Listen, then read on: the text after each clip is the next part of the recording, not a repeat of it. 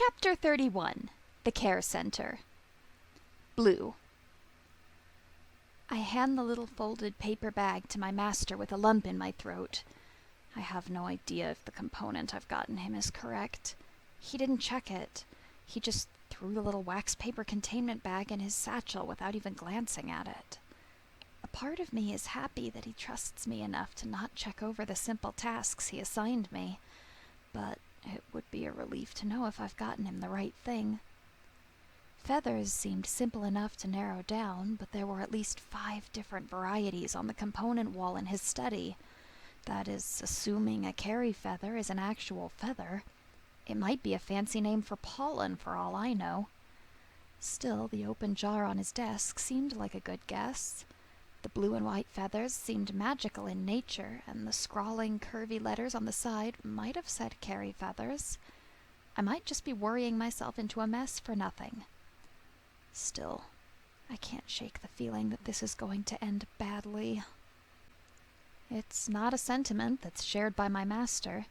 He just smiles and pats my head, thanking me as though I've done something genuinely helpful, and my stomach sinks. What if I've given him the wrong thing? What if it's dangerous? What if he gets hurt? Okay, here's your bag for the day. Master smiles brightly and holds up a simple messenger bag, perhaps a little worn, but still sturdy. He must see the confusion on my face as he continues, opening up the bag and showing me the contents. Yes, well, this is your lunchbox. That's just for you. And I got you a little thermos for tea. This box has a bunch of cookies in it. You're going to meet a lot of people today, and food is a great icebreaker, so I'm sure this will go over well. There's still some room in here if you want to go get your stuffy. You can take a nap if you want. My head is spinning, but I find myself nodding along. I keep forgetting all of the allowances that familiars are entitled to. They get the carpeted ground and soft light of the care center while their masters are otherwise occupied. They are in a position to be respected, since actions against them can be taken as actions disrespectful to their mages. Master wants me taken care of while he's away. I'm allowed off tether in the center. He's even feeding me while he'll be gone, and he's made sure it would be allowed so that I wouldn't get in trouble. His hand ruffles through my hair and brings my attention back to him. His smile warms me from the inside and cuts away all the tension that built in my mind. That is, until I see his neck. I try to stutter out a coherent statement, but there's a knock at the door and Master grabs his own bag and shoves a muffin in my open mouth. Eat quick, we need to run. He shoves one in his own mouth, grabs 2 more muffins, and starts walking towards the door. I hurry to follow after him, mind racing as I pull my bag onto my shoulder and grab my stuffy from where I'd hidden it downstairs. I grab the scarf off the coat rack for good measure. Hopefully it should be enough. Master? I speak just loud enough to get his attention before offering up the scarf as innocently as I can. What are you doing? Master's voice is confused, but not angry. I don't want to be bothersome, but I can't let him go out like that. I can feel my face getting warm, but I just try to keep posture. It's a bit cold outside, Master. I pray that he takes the bait. Oh, are you cold? Here you go. He takes the scarf, but wraps it around me with a smile. That was for you, I stutter, stupidly, as I paw at the cloth wrapped around my neck. I'm not really bothered by the cold until later in the year, though at that point I do get pretty useless. He mumbles the last bit, and I'm not sure I was supposed to hear it. Master, really, you should wear this, I insist, losing my subtlety, but hoping I get my intent across. I'm fine, Blue, I promise. Master waves away my concern and starts back toward the door. It's not Shauna standing there like I had assumed. Instead, Ande is in her place, patiently waiting for us. Master does not seem as surprised as I am. He continues on as though he expected a familiar to be the one to call on him. Ah, hello, Ande. Nice to see you. Shauna's in the carriage, I assume? Ande nods, stepping aside to make a sweeping gesture to the carriage waiting in the street. Master tosses one of the muffins to Ande before making his way forward. I'm pretty sure Ande catches the muffin on reflex alone. He only registers what he's caught after Master has left, leaving me as the only one who catches his confused expression. Idly, I'm glad that I'm not the only one who's constantly confused by this man. Shauna's munching happily on her muffin by the time we're loaded in together, and although Ande offers his to her, she lets him know that she will be cut off from Master's sweets if she doesn't let him have it.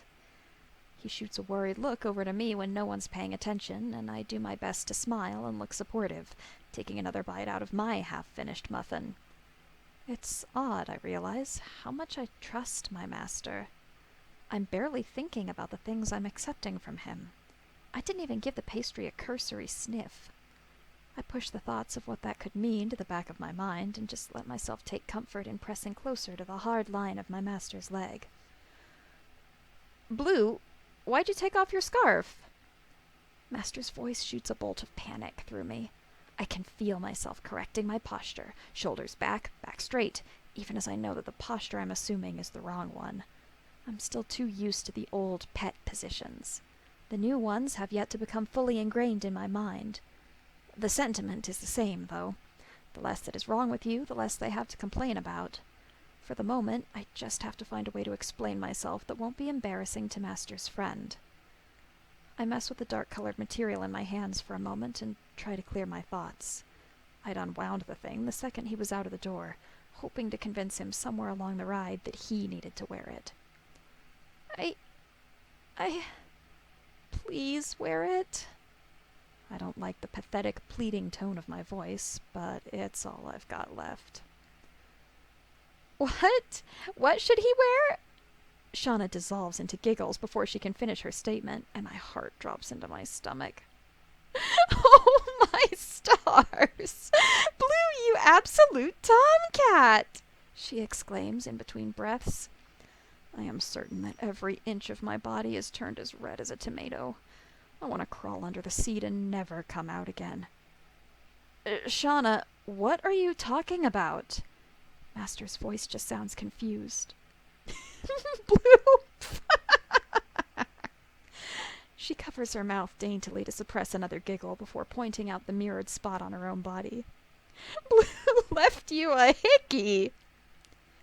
Master's cheeks color as his hands go to his neck, trying to feel out the offending spot on his own. The school's already ablaze with talk of how unqualified I am. I don't even want to think about how this will be interpreted. Master's put a lot of work into making me his familiar, and I don't want it all to go to waste. Gotta say, Kara, I know you're all for this new style of training, but you have to find it funny that he's the one leaving claiming marks on you. Shauna taunts playfully, but my mind hangs on her words. Oh, stars, I didn't mean it that way. I didn't mean for it to be taken as a claim. Master owns me. It's not the other way around. I know that, and more than anything, I need him to understand. No, I swear. The words tumble out of me like I have no control of my tongue. I didn't mean that. I would never. I'm unlucky you waste time on me. I know that. I would not seek to overstep my bounds. I have no claim over you. I'll gladly bear your claiming mark. Anything you want, I swear. It all comes out in a rush. And I mean it, too. I'll take whatever Master deems fit, be that a bruise at the neck or the mark of his teeth. Hell, I'll sit still if he wants to take a knife to my skin. I need him to understand that I didn't mean what I did. I need him to claim me. More than that, I think I want him to. I feel so unstable here. I don't understand Master's friend, and I sure as hell don't understand what they will be expecting of me at the school. I want to feel stable. I want to be safe. I crave the easy, soothing contact from the other night. I want his voice, his scent, his warmth to tell me it's okay. He tugs the scarf out of my hand, winding it around himself while he lets his other hand play in my hair. Aw, Shauna, Blue was just a little too eager when we were playing around. I thought it was cute. He pats my head a little for emphasis, and it's all I can do to hold on to his leg like a lifeline. His fingers slot under my collar, pulling the slack taut against my throat. It's not hard to breathe, but the pressure is there. It's just like when he fixed the slots on the collar the first time, making sure there was enough slack for me to breathe. His fingers rest on my pulse point, but I'm sure he could hear it unassisted, my heart's beating so loud. His thumb runs over the high point of my neck in a soothing little pattern that makes my hair stand on end as I shiver and press closer to his knees. That's right. He's claimed me already. Now and 100 times when I proved myself unworthy. The pressure makes sure that I can feel my collar, the soft, leather one, consistent band of pressure against my neck. I am his choice. Master chuckles as I pull closer to him. After all, it's not like anyone's going to forget who Blue belongs to. Master's voice is a pleasant rumble, and he pets me for the rest of the carriage ride. Despite the ride, we've managed to arrive well behind schedule, cutting slightly into one of Master's classes and significantly into one of Shauna's. Ande is trusted to escort us both to the care center, as both our masters go running into the building. I don't know much about Ande. He's taller than me, seems just a bit older, and is obviously stronger. He's probably only seen 1 or 2 masters. He's no doubt expensive with his training, yet he's been very kind to me. I wanted to thank you. My words come out without much thought, but the sentiment is genuine. Without our masters here, it should be okay to talk. Ande doesn't seem to share my sentiment. He nods a polite acknowledgement, and we continue walking. I wonder if he can talk. I've met a few who can't, for one reason or another. Still, my weak thanks doesn't quite convey the gratitude I want to show him, so I continue on my own. You didn't have to help me yesterday, but you went first and let me copy your stances. I didn't know what I was doing, and you helped me not make a fool out of myself and my master at the opening ceremony. I clarify, hoping it will wring a few words out of him. He turns to me, continuing to move forward, and I feel the need to hide myself from his silent appraisal. You're a carrier. He says the words matter-of-factly, quick and simple. His voice is deep, but it doesn't sound scratchy or pained. He's probably just not used to being asked to vocalize. Silence is often an appreciated asset, though it's what he says that's a little more alarming. You're not. I try for the same even tone and press my hands to my sides so I don't feel them shaking. It's no secret that I'm a carrier, but there are very few reasons to bring it up. He's bigger than me, stronger too, and there's no one else in these halls. I'm sorry, that's not what I didn't mean it to sound that way. His voice is as panicked as I feel. What was it supposed to mean? Doubt colors my tone, and I don't try to hide it. It's just something that's in my training to notice. He says it to me, but his eyes are looking anywhere but. There's a blush high on his cheeks. I look at him with new eyes. You don't seem like specialized breeding stock. There's still hesitance in my voice, but the nervous tension currently flooding through Ande right now is putting my own nerves at ease. It seems he really didn't mean anything by it. I didn't realize there was a way to tell. He snickers to himself, and I realize that he really doesn't know what it is. You don't have the hurts of breeding stock. They don't get taken out of the facilities until they've been practically fucked to death, if they get taken out.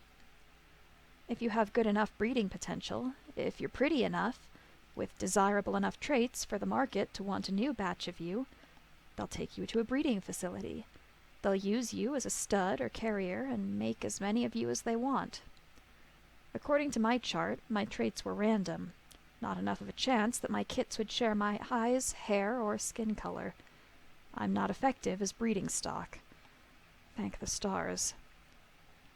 Not at the market, he clamors, seemingly realizing where my mind had taken his statements. The sudden loudness nearly has my head scraping the ceiling. He takes a deep breath and continues, quieter. I was actually part of a private breeding ring. My last master was a bored baroness married to some wealthy landowner in the north. She had made a hobby of cross-breeding different species together, selling the best specimens to her dear friends. Something about trying to make different breeds stronger or share traits. I don't really know. It wasn't anything like the farm.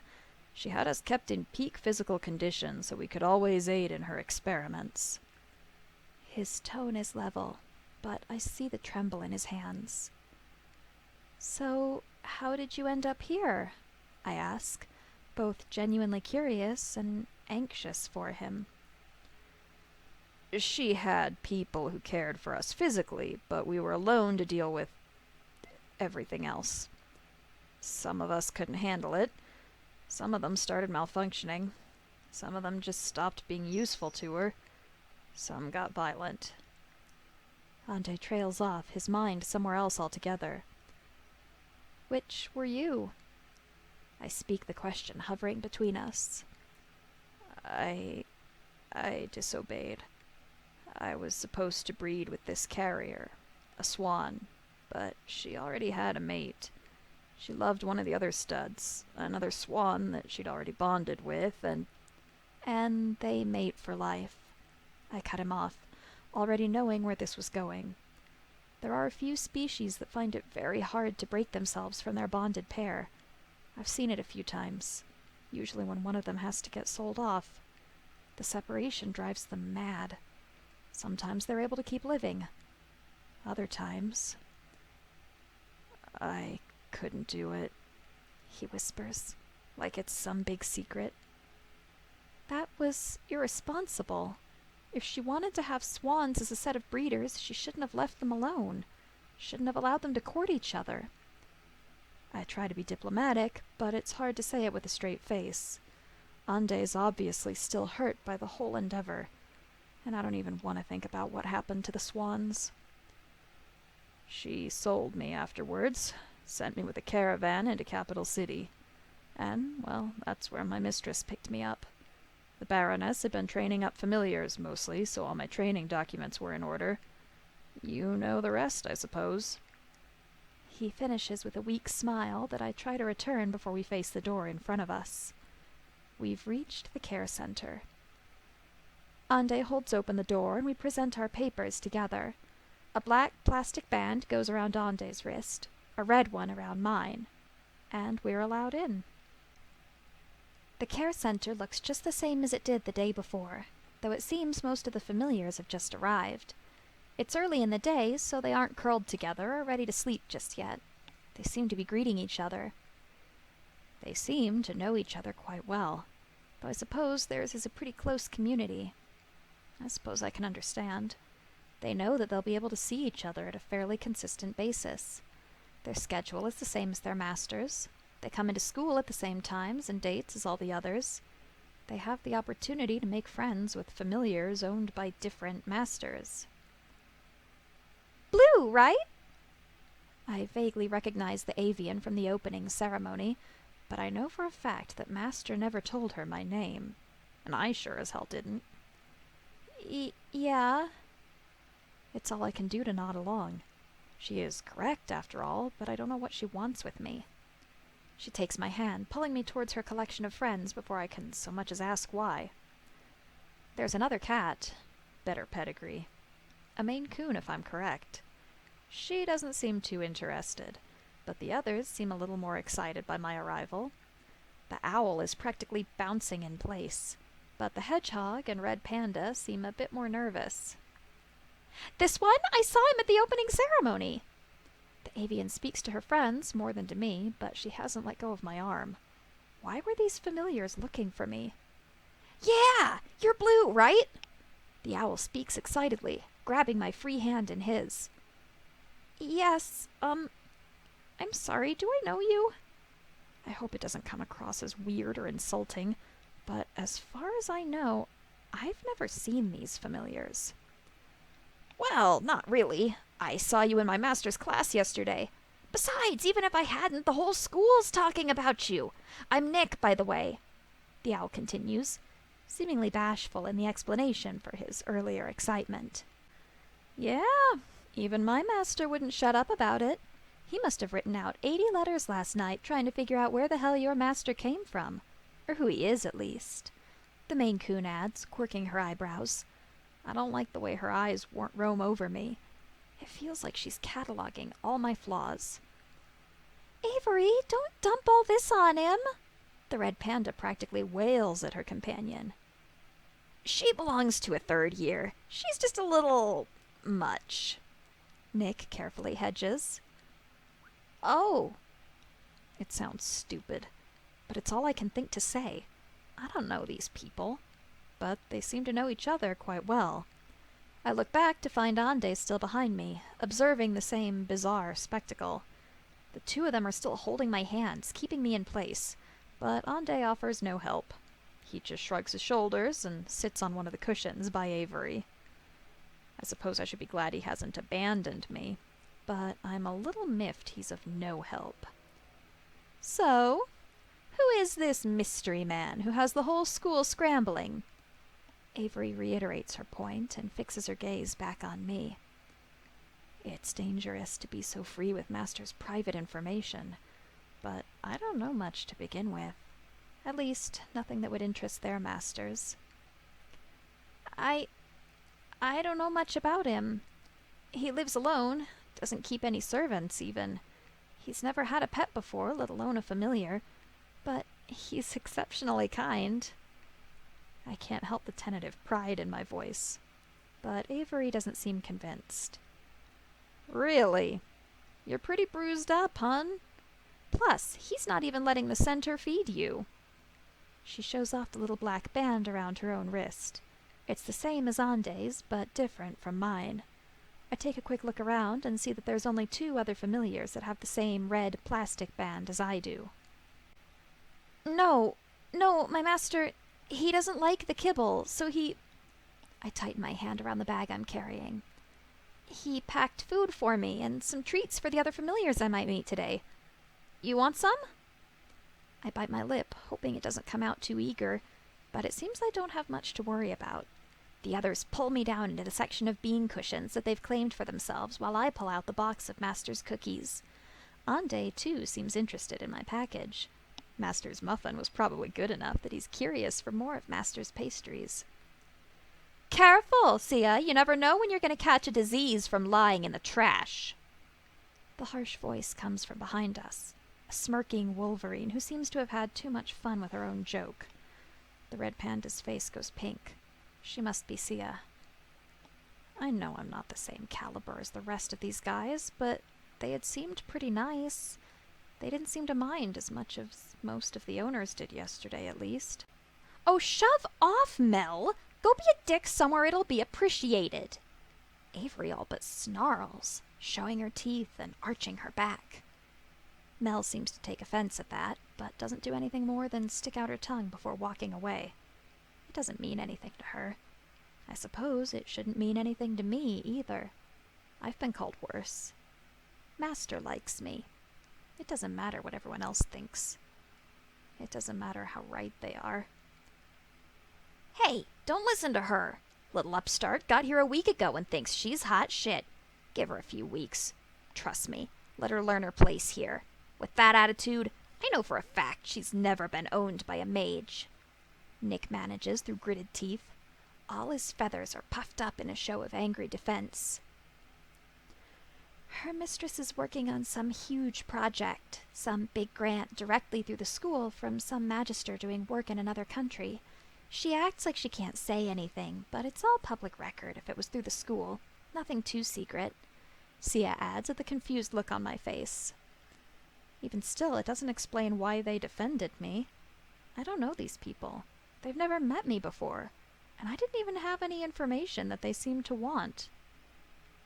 "You don't, agree with her? I mean, I know I'm not exactly familiar stock. I'm not really supposed to be one of you." I can't help the way I stutter. I don't know why I'm questioning their niceties. I want to belong. I want them to like me. Hun, I guarantee we are more alike than you think.